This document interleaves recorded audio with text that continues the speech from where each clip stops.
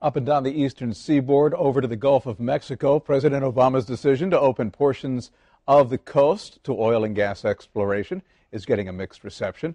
Environmentalists call the decision a wholesale assault on the oceans, but some coastal residents and lawmakers applaud the idea of cheaper energy and jobs that oil platforms off their beaches might very well bring. This morning we are talking with Representative Ander Crenshaw about that issue and others. Good to have you back here on the morning show. Good to be back. I was reading an interview with you, and you basically say, you know what, I support the idea as long as it meets certain criteria. What are those criteria?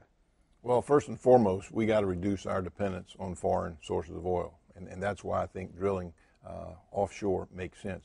Number one, we can do it in an environmentally sensitive way with new technology. That's important, number one, because in Florida, we've got 1,000 miles of shoreline. We've got tourism. It's a big deal. So we got to do it right.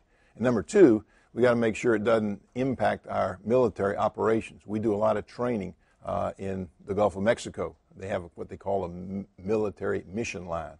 And as long as it doesn't interrupt any of the training, and as long as it's done in an environmentally sensitive way, I think it's the right way to go. Can we have our cake and eat it too and meet those criteria? I think we can. Again, in today's world, if you look at a map of the Gulf of Mexico, you can see hundreds of oil wells out there off the coast of Louisiana, off the coast of Texas, Mississippi, Alabama.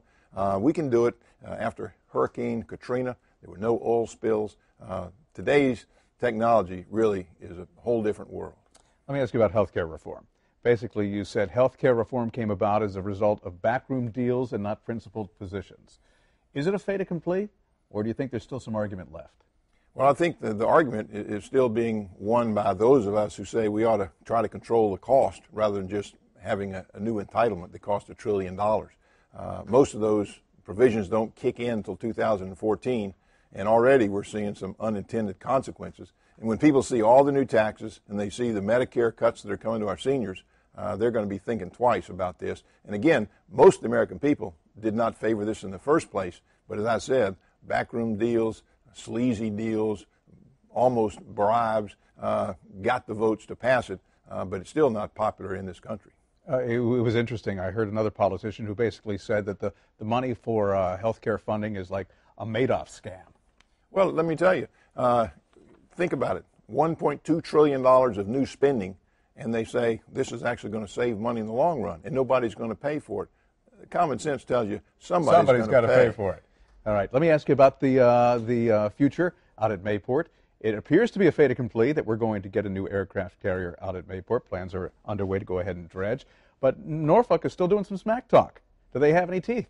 Well, this is really not a fight between Virginia and Florida. I know people like to make it like that, but this is about what's best for America. And the Chief of Naval Operations and the Secretary of Defense have said we need to disperse our assets. We need another nuclear maintenance facility on the East Coast. That's going to be Mayport. That decision is final. You'll find those Virginia guys beat on their chest, try to get some attention, but we'll have to fight those skirmishes. But the big battle, the war is won. Mayport is going to become a nuclear home port. Let me talk about the next battle in the House and the Senate. Do you think it's going to be cap and trade? Well, cap and trade is really nothing more than a giant energy tax. It passed the House. Again, the House has a 40-vote margin by the Democrats. They like these environmental taxes that are going to really strap every family. I don't think it's going to go anywhere in the Senate because when you stop and think about it, when you turn on the electricity, when you start your car, you're going to be paying an energy tax. They call it cap and trade. We call it cap and tax. No, well, a lot of people say it's going to be a tax on the middle class, even though the Obama administration basically says, okay, unless you make $250,000 or below, it's not going to affect you. But that doesn't seem to be the reality. Well, he says if you make less than $200,000, nothing's going to impact you. What he didn't say, unless, of course, you use electricity or you drive a car and you use energy, then you are going to be impacted. Congressman Ander Crenshaw, always a pleasure. Covered a lot of ground in a very short amount of time. Great to be here. Thank you.